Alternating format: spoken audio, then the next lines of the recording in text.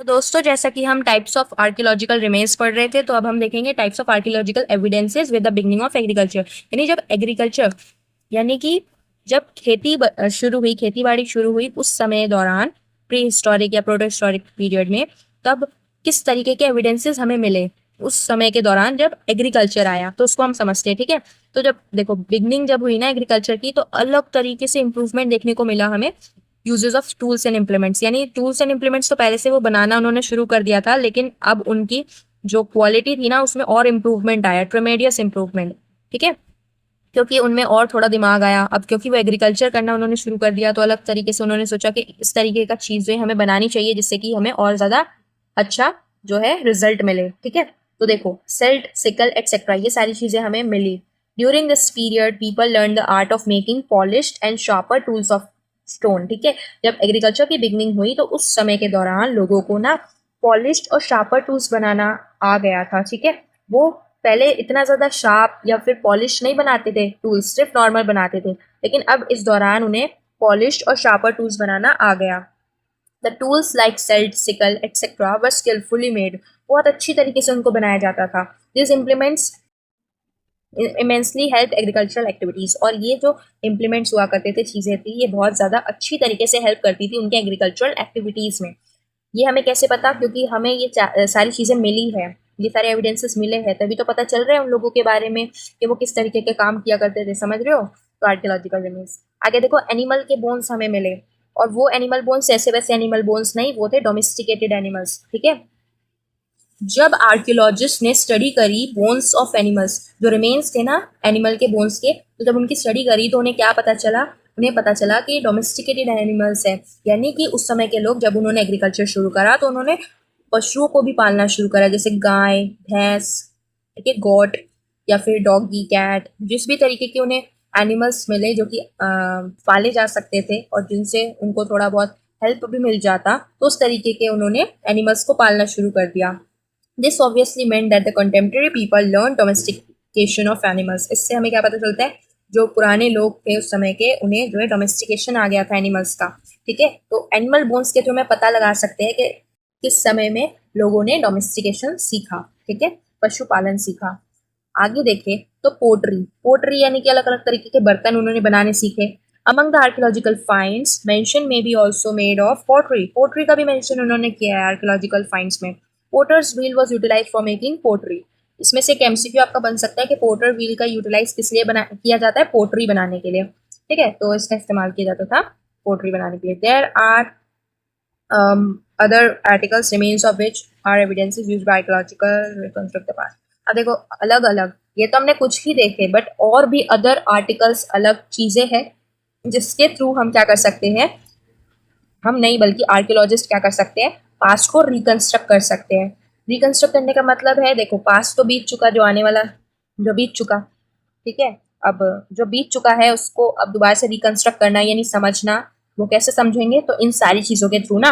तो आर्कियोलॉजिस्ट क्या कर सकते हैं? पास्ट को रिकंस्ट्रक्ट कर सकते हैं इन सारी चीजों के थ्रू। और भी बहुत सारी चीजें हैं, तो ये तो हमने कुछ चीजें देखी। ठीक है, तो जब ये एग्रीकल्चर का बिगनिंग हुआ तो उसमें हमने ये सारी चीजें देखी। ठीक है, अच्छा, जैसे आर्कियोलॉजिस्ट लोग हैं, वो लोग क्या करते हैं? ये सारी चीजें पता लगा लेते हैं, ढूंढ निकालते हैं। हम तो नहीं इतना ढूंढ निकाल पाते। ऐसा क्यों?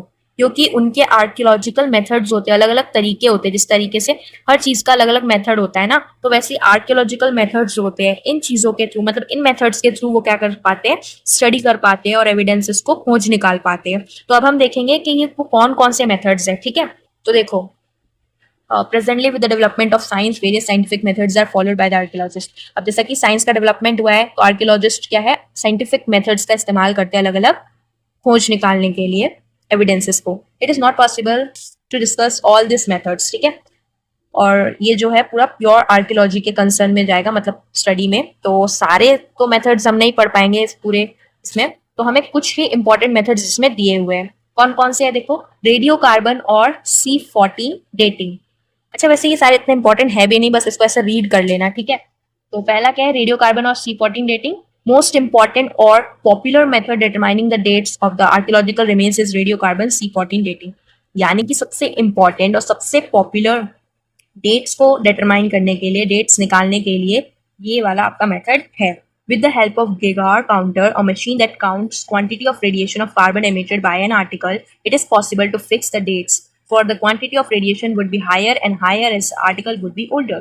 इसका मतलब क्या है देखो, गीगर काउंटर की हेल्प से इन्होंने ही इसका इन्वेंट किया था, तो ध्यान रखना इनका नाम और इनका इन्वेंशन।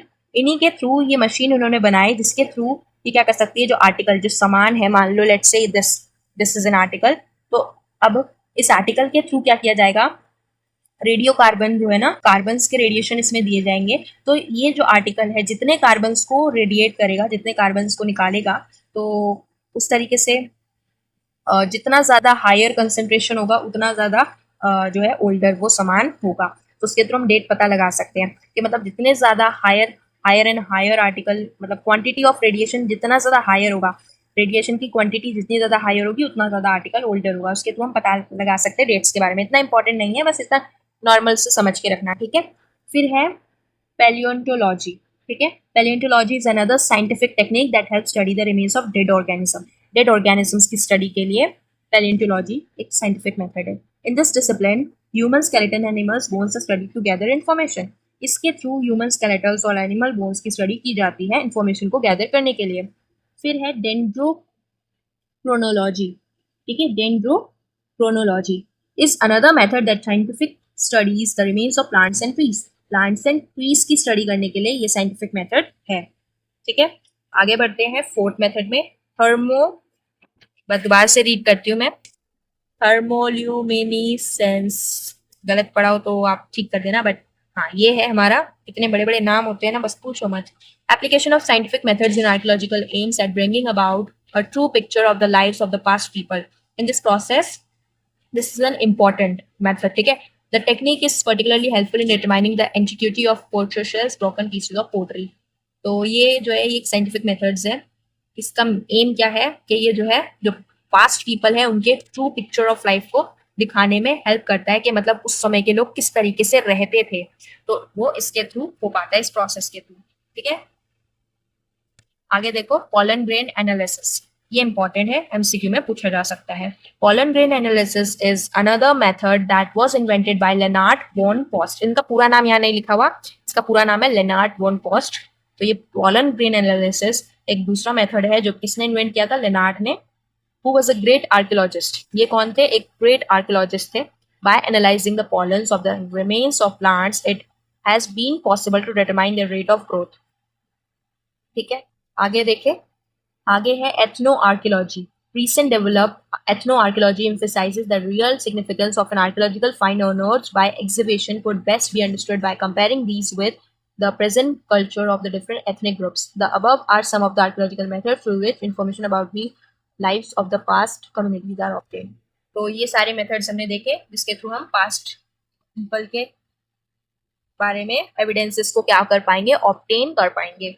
एथनो आर्कियोलॉजी क्या है, ये अभी रिसेंटली डेवलप किया गया है, जो कि एम्फेसाइज करता है real significance of archaeological find, जो कि अनअर्थ किया जाता है, मतलब खोद कर निकाला जाता है एग्जीबिशन के थ्रू, और फिर इसको कंपेयर किया जाता है प्रेजेंट कल्चर के साथ, ठीक है, बाय डिफरेंट एथनिक ग्रुप्स। इतना इंपॉर्टेंट नहीं है, तो इतना डिटेल में समझने की जरूरत वैसे भी नहीं है, ठीक है। तो बस हमें ऊपर ऊपर से नाम समझ के रखना, इतना इंपॉर्टेंट नहीं है, क्योंकि फर्स्ट सेमेस्टर है तो उसमें एमसीक्यूज आएंगे, और एमसीक्यूज जो बनेंगे वो आप देख सकते हैं, मैंने जो हाईलाइट कर रखे हैं उनको आप भी हाईलाइट कर लो, जहाँ एमसीक्यू लिखा है वो एमसीक्यू लिख लेना। वैसे यहाँ से कितना कुछ एमसीक्यू नहीं बन सकता, बनेगा तो ये वाला बन सकता है, और जो एमसीक्यू मैंने लिखे हैं वो लिख के रखना, ठीक है, और याद कर लेना। आगे चले,